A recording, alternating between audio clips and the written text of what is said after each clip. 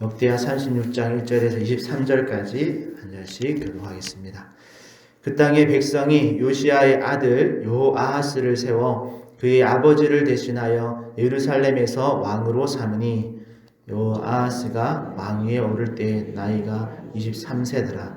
그가 예루살렘에서 다스린 지 석 달에 애굽 왕이 예루살렘에서 그의 왕위를 폐하고 또 그 나라에 은 100달란트와 금 1달란트를 벌금으로 내게 하며 애굽 왕 느보가 또 그의 형제 엘리야김을 세워 유다와 예루살렘 왕으로 삼고 그의 이름을 고쳐 여호야김이라 하고 그의 형제 여호아하스를 애굽으로 잡아갔더라. 여호야김이 왕위에 오를 때 나이가 25세라. 예루살렘에서 11년 동안 다스리며 그의 하나님 여호와 보시기에 악을 행하였더라. 바벨론 왕 느부갓네살이 올라와서 그를 치고 그를 쇠사슬로 결박하여 바벨론으로 잡아가고 느부갓네살이 또 여호와의 전 기구들을 바벨론으로 가져다가 바벨론에 있는 자기 신당에 두었더라. 여호야김과 남은 사적과 악행이 이스라엘과 유다 열왕기에 기록되니라. 그의 아들 여호야긴이 대신하여 왕이 되니라. 여호야긴이 왕위에 오를 때 나이가 8세라. 예루살렘에서 석 달 열흘 동안 다스리며 여호와 보시기에 악을 행하였더라. 그해 느부갓네살 왕이 사람을 보내어 여호야긴을 바벨론으로 잡아가고 여호와의 전에 귀한 그릇들도 함께 가져가고 그의 숙부 시드기야를 세워 유다와 예루살렘 왕으로 삼았더라.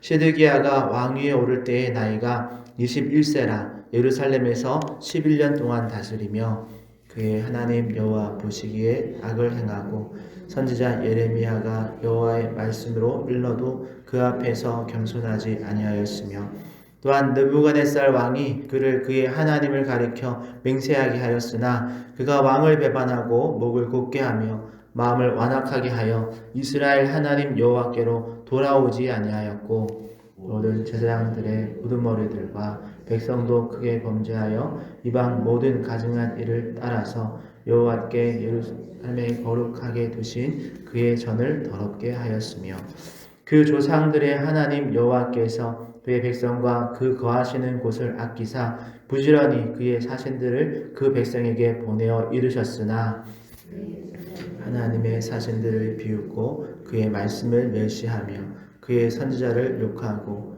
여호와의 진노를 그의 백성에게 미치게 하여 회복할 수 없게 하였으므로 하나님이 갈대아 왕의 손에 그들을 다 넘기심에 그가 와서 그들의 성전에서 칼로 청년들을 죽이며 청년 남녀와 노인과 병력한 사람을 긍휼히 여기지 아니하였으며 또 하나님의 전 대속글과 여호와의 전의 보물과 왕과 방백들의 보물을 다 바벨론으로 가져가고 또 하나님의 전을 불사르며 예루살렘 성벽을 헐며 그들의 모든 궁실을 불사르며 그들의 모든 귀한 그릇을 부수고 살아남은 자를 그가 바벨론으로 사로잡아 가매 무리가 거기서 갈대아 왕과 그의 자손의 노예가 되어 바사국이 통치할 때까지 이르니라.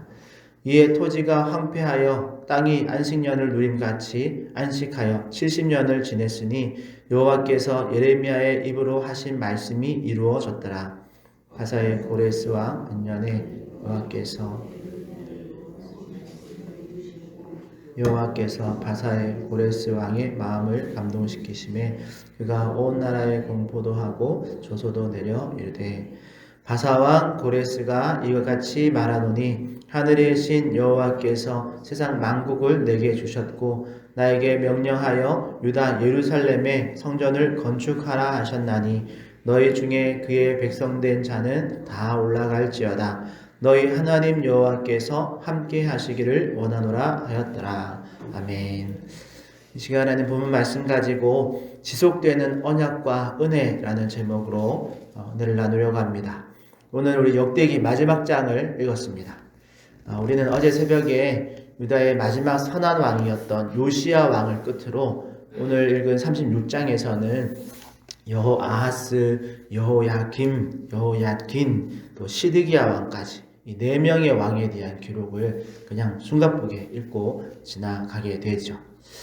이 왕들의 기록된 기록 중에 공통점이 있습니다. 모두 다 4명 다 마지막 왕 4명 다 악한 왕이고 통치기간이 짧게는 3개월 길게 해도 11년 통치기간을 가졌었고요. 그리고 그 중에 요시야의 아들 여호아하스만 백성들에 의해서 왕위에 이렇게 올려졌고 이후로는 침략국 애굽의 왕에 의해서 세워진 여호야김 그리고 바벨론 왕에 의해서 세워진 또 이렇게 여호야긴 또 시드기야 이렇게 다 침략국에 의해서 세워진 왕들이었습니다. 그러니까 거의 침략국의 하수인과 같은 그런 역할을 했다라고 봐도 되지요. 그 중에서 여호야긴 왕만 나중에 잡혀간 제일 마지막 시드기야 앞에 잡혀간 여호야긴 왕만 열왕기하 25장에 보면 이제 잡혀갔다가 37년 만에 석방되어져서 바벨론 왕의 식탁에서 같이 먹는 왕자의 어떤 모습으로 왕족의 어떤 모습으로 즉위를 복원시키는 일이 있었습니다. 왜 여호야긴인가? 왜냐하면 우리가 앞서 읽었지만 여호야긴이 8세에 즉위했다가 3개월 10일 만에 폐위가 되고 바벨론으로 잡혀가거든요. 그리고 시드기야가 왕위에 오른 건 21세에 올랐습니다. 그리고 오늘 성경에서도 숙부라고 되어 있으니까 사촌형이었습니다. 그러니까 완전히 다윗의 직계혈통이 쭉 이어오다가 마지막 직계혈통은 시드기야 왕이 아니라 여호야긴 왕이었습니다. 그 여호야긴 왕은 죽임당하지 않고 37년 만에 이렇게 석방되어져서 왕자의 위치, 왕자까지는 아니지만 그래도 왕의 상에서 같이 먹는 그런 위치로 복직되어지고, 그리고 그 자녀에게서 그 왕의 혈통들이 이제 이어져서 나중에 예수님에게까지 오게 되어지는 거죠. 그러니까 다윗의 직계혈통은 마지막 직계혈통은 여호야긴 왕이었습니다. 이렇게 보면 36장의 모든 왕들의 이야기가 요시야 왕의 이야기에서 하나님께서 그 말씀하신 것 같이 그대로 성취되어지는 것을 볼 수 있는 겁니다. 왜냐하면 요시야 왕이 살아있는 동안에는 내가 이 심판을 유보하겠다라고 하나님이 약속하셨었고, 요시야 왕의 죽음을 기점으로 해서 심판이 하나씩 하나씩 이렇게 실행되어지는 모습을 보게 되어지는 거죠. 그런데 그 와중에 몇 가지 특징이 있습니다. 그 중에 첫 번째는 바벨론의 이 느부갓네살이 여호야긴을 잡아갈 때 3차 침공이 있어서 3차 포로로 잡혀가는데 7절에 보면 여호와의 전 기구들을 바벨론으로 가져다가 자기 신당에 두었더라 라는 표현이 있고요. 또 느부갓네살이 또 침략해와서 여호야긴 왕을 또 잡아갈 때는 10절에 보니까 여호와의 전에 귀한 그릇들도 함께 가져갔고 라고 되어 있고, 나중에는 시드기야 18절에 보면 시드기야를 잡아가면서 그때는 이제 완전히 예루살렘을 함락시키는데, 성을 함락시키고 또 그 과정에서 또 하나님의 전에 대소 그릇들과 여호와의 전의 보물, 또 왕과 방백들의 보물을 다 바벨론으로 가져갔다라고 기록합니다. 여기 보면 계속해서 여호와의 전의 기물들을 가져갔다는 것을 말하고 있는데, 이 모습이 어떻게 보면 히스기야 왕 때, 우리가 성경을 같이 읽어왔으니까 히스기야 왕 때 히스기야가 15년 생명 연장받고 기분 좋을 때 우리가 기억하는 것처럼 바벨론의 사신이 와서 이렇게 파티하면서 바벨론 사신에게 성전 안에 있는 또 모든 왕궁 안에 있는 모든 좋은 것들을 보여주었던 적이 있죠.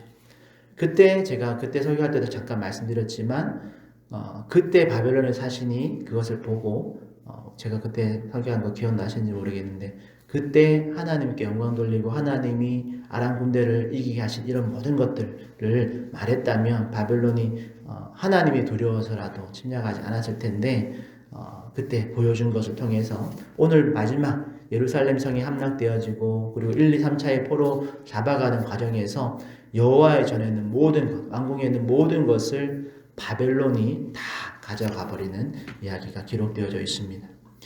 그리고 이런 하나님의 그런 극렬한 진노의 원인도 오늘 성경 이제 역대하 마지막 장에 다시 한번 기록해 놓았는데요.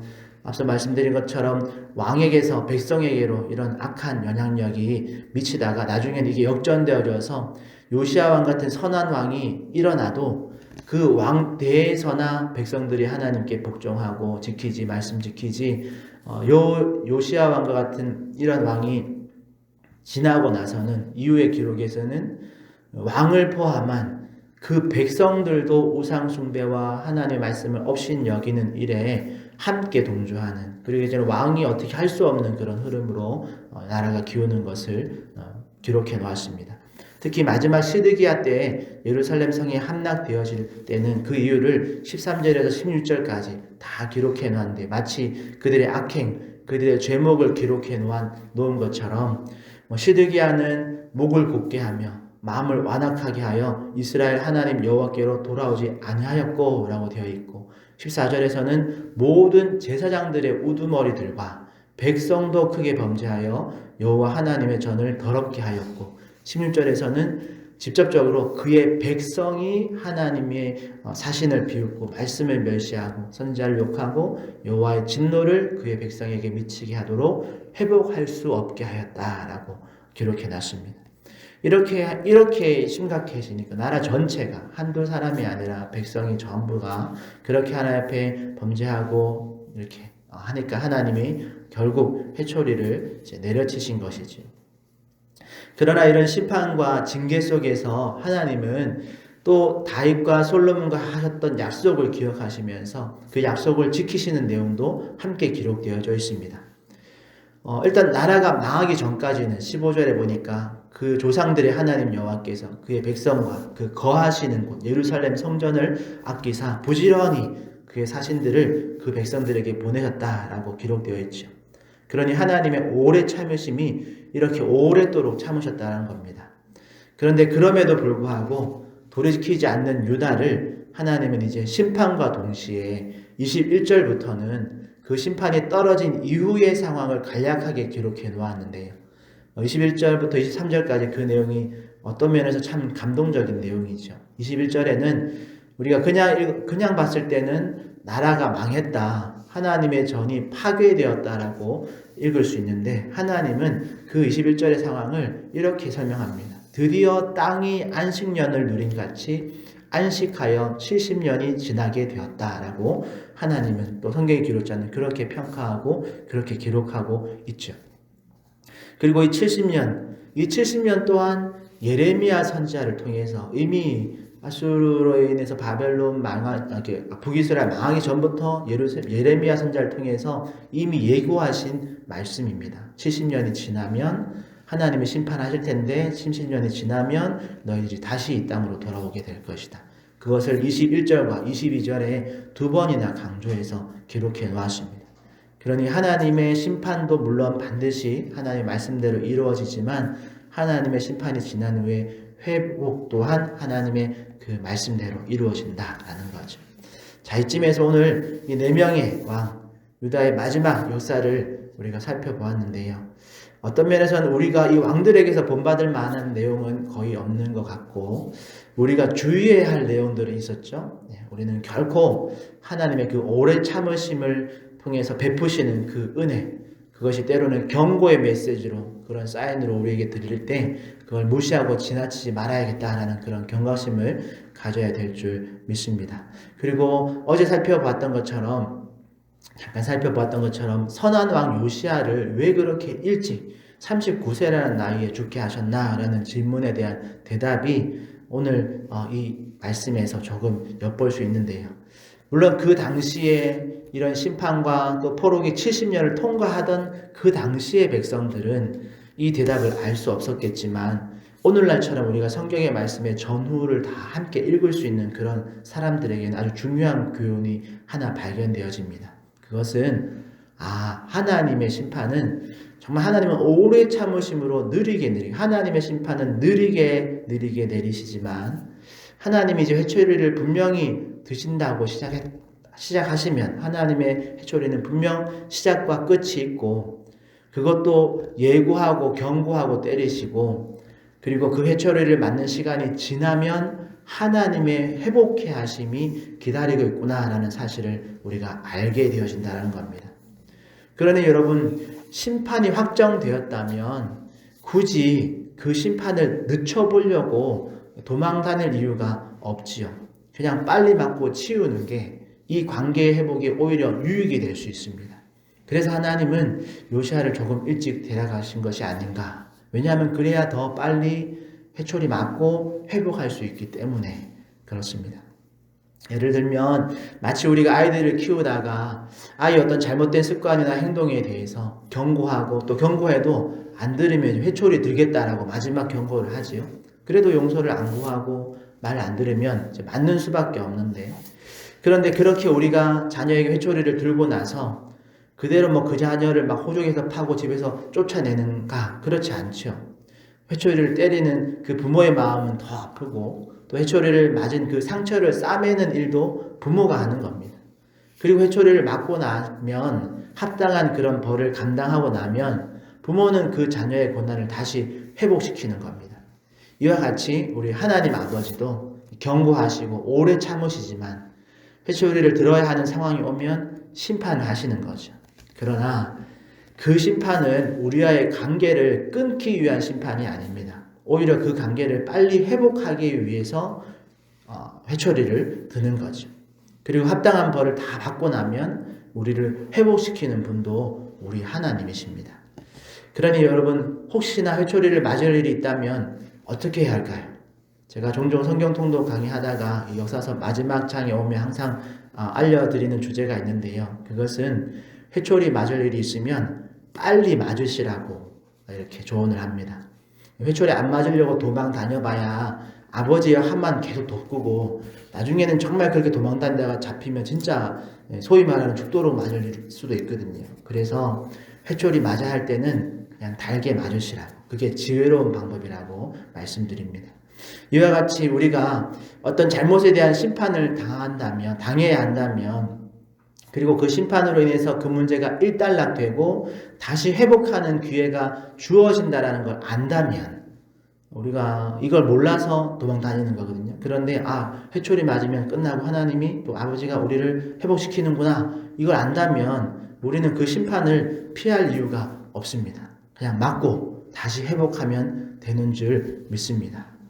그러기에 역대기의 끝에서 우리는 다시 한번 이런 하나님의 오래 참으심과 그 사랑하심을 확인해야 될 줄 믿습니다.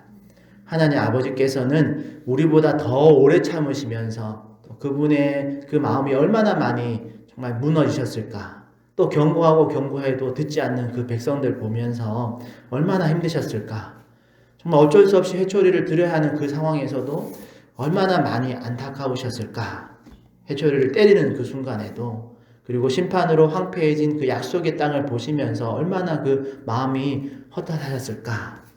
그런 마음, 하나님의 마음을 우리가 조금 더 헤아리면 좋을 것 같고, 그리고 그럼에도 불구하고 하나님은 그 심판을 통과한 이스라엘에게 다시 회복을 명령하셨다는 것을 기억하시기 바랍니다. 여러분, 그들의 노력이 아니라 정말 하나님의 전적인 은혜로 예언되어진 약속된 70년의 심판이 지난 후에 하나님은 그들을 다시 회복시키시고 다시 그들의 땅으로, 하나님의 약속의 땅으로 그들을 돌아오게 하셨다는 것 꼭 기억하시기를 바랍니다. 그러기에 우리 사랑하는 성도 여러분, 하나님은 오래 참으시지만 회개하고 돌이키지 않으면 반드시 심판하신다라는 것과 함께 심판을 받을 수밖에 없는 그런 상황이라면 가능하면 빨리 회초리 맞고 다시 회복하는 그런 지혜로운 성도들 되시기를 축복합니다. 그러면 하나님께서 우리를 다시 싸매어 주시고 회복시켜 주실 것입니다. 그리고 다시 주어진 그 새로운 기회에는 결코 하나님을 우리가 떠나지 말고 하나님의 말씀에 순종함으로 새롭게 주어진 그 관계를 하나님과 더 친밀한 관계로 회복시켜 나가는 그런 저와 여러분 되시기를 예수님의 이름으로 축복합니다. 기도하겠습니다. 하나님 감사합니다.